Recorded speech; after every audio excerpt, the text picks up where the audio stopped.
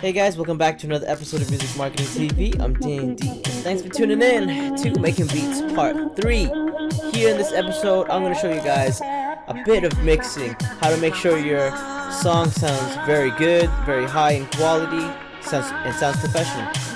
Alright, so let's get on with it. I'm going to pretty much show you the drums of this section. If I continue to show you the whole thing, it will just get too long. Alright, so we want to keep this video a little bit shorter. Here we go with the drums. I got a main kick and a secondary kick, but I'm actually tuning this kick because, not tuning, I'm actually mixing this kick because of a bass line. So let's bring in that section of the song right here. So this is the only section in the song, really, where there is a bit of conflict in the lower zone. The lower zone being the bass, the kick drums, synthesizers that have low end information, right? So this is the only part, which is actually pretty good. So bring up my kick EQ. Interesting camelback EQ right there. Then we're gonna go over to the bass line. We'll just use this one right here. It's a combination channel, and this is what we have. So we have a camelback EQ, and we also have a batwing EQ for the bass line, right? So camelback EQ for the kick, and batwing for the bass line. So what I mean by that is they're all being pocketed, and what I do to one thing, I have to do the opposite to the other.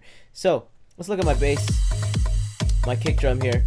You can see that I filled in the very sub section of the bass, right? So I got this happening. I took away the that kick sound right here. That's pretty much the 100 mark, right? And then you can see I've increased the 200 mark and the 2000 mark pretty much, right? So again, what I do to one thing, I do opposite to the other, right? So all those missing pieces here, I filled them up here, and when they go on at the same time, or if they're moving fast and simultaneously, they actually fill in each other and they make it sound more complete.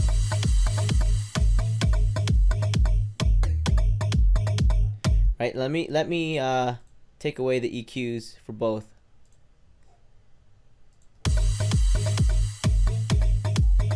You can actually hear a bit of it's not really sidechain compression, but it's like overhead kill pretty much, right? So just a tiny bit of overhead kill, but yeah, they pretty much, they don't complement each other. They just ride over. They're battling each other right now. So let's take a listen. EQ on just the kick. I take it off so everything's back to natural. Now this does sound really good, and I was debating if I wanted to leave this natural, no EQ whatsoever, but there will be a little bit of conflict when you start bringing in the bass line. Alright, so let me bring in this combination right here, and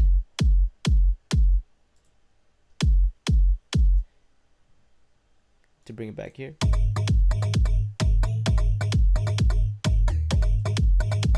So I take off the EQ on the synthesizer or the bass line.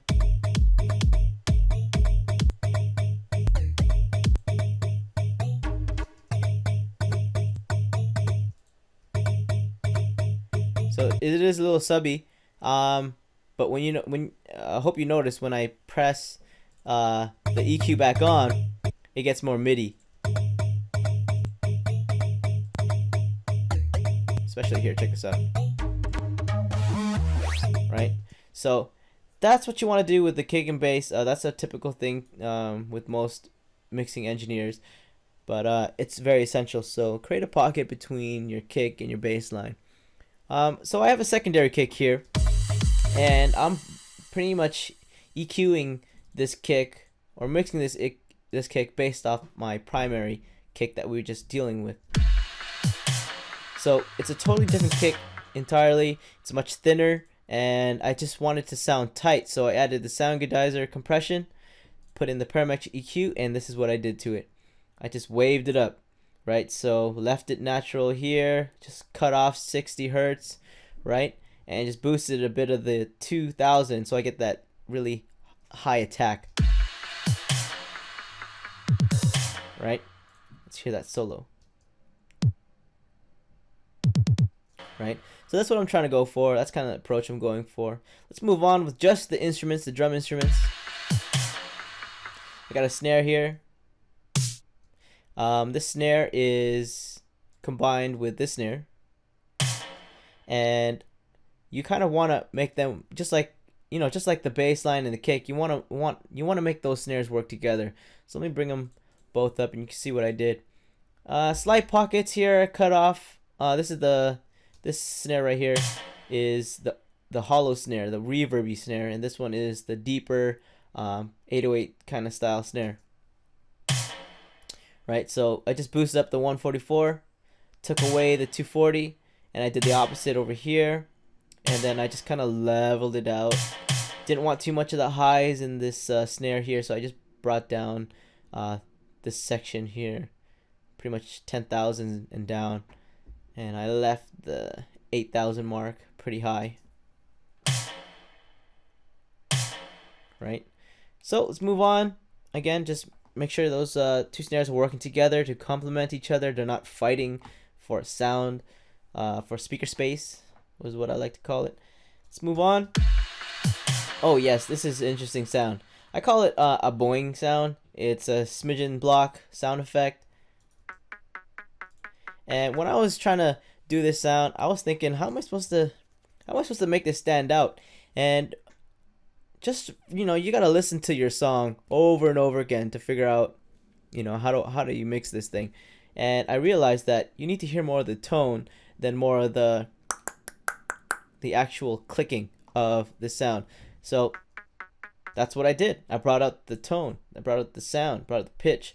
So you can see here, you don't want to bring in the treble, you don't want to bring in the bass, you want to bring in pure mids. Okay, and number 5 is where the tone is. Right, you can see that it's all pretty much based in here. The reason why I bring up 4 is so I can get that, I guess, that ticking sound, but that lower ticking sound, because you don't need the high stuff, because I have a hi-hat that does the so why try and battle it out in this zone when you can just fill up those hi-hats with this, right? So let me give you an example. If I take this down, you just hear a lot of clicking here. Right? You can really hear it like that. So as soon as I bring this up, you hear the pitch of this sound effect. Bring this down. Doesn't sound too full. Doesn't sound natural. It probably will sound great in the mix, but to fill up those hi-hats later on, just bring this up. Might as well. And bam, you know, if I decided to bring 7 up,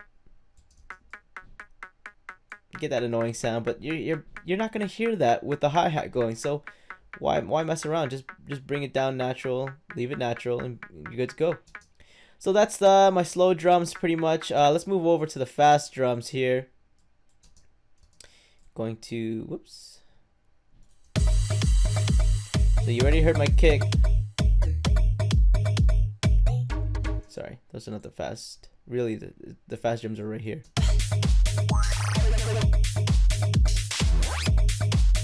Cool. Alright, so we got a clap here, and this clap is pretty much camelback also. And I took out the lower end stuff, brought up the 500 mark, brought up the 5,000 mark, you know, doubled up the camelback, because yeah, you want that kind of like a distortion snare, and you also want the mid-range information, because that's where it's really at. Moving on, I didn't really do too much to that, right? Because it's really the kick that does most of the work, and it's the clap that does the accent in this case. Got my open hi-hats. I just pretty much took out all the mid and low information and kept the high stuff. So this one right here is the lower end of the hi-hat, which, you know, really gets you the most out of it. And 6 is just to make everything clear. So if I drop this down, 6 just makes it a lot clearer, a lot airier. Just sounds a little bit cleaner that way. Moving on, we have a secondary hi-hat, as you can see. So this first hi-hat is high in frequency. The second one is lower in frequency. Let me show you what that looks like. So pretty much having a conflict battle here,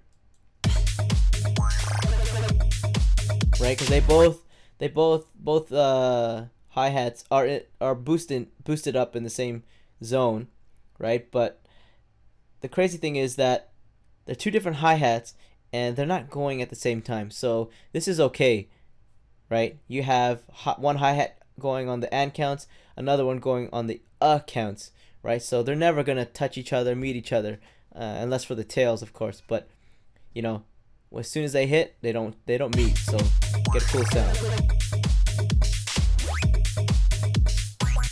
And there you go. So there's that, and that's pretty much it. All right, guys. So that's how you mess around with the drums. Make sure the drum section of your song is clean and clear and sounds great. And yeah, in the next episode, I'm gonna show you guys my instruments. So that means Lush, D16, Cyclops. We're gonna mess around with those, make sure those are clean, and then we're gonna mess around with the voice after. I'm Dandy from Music Marketing TV, and I'll catch you guys in the next episode. Peace.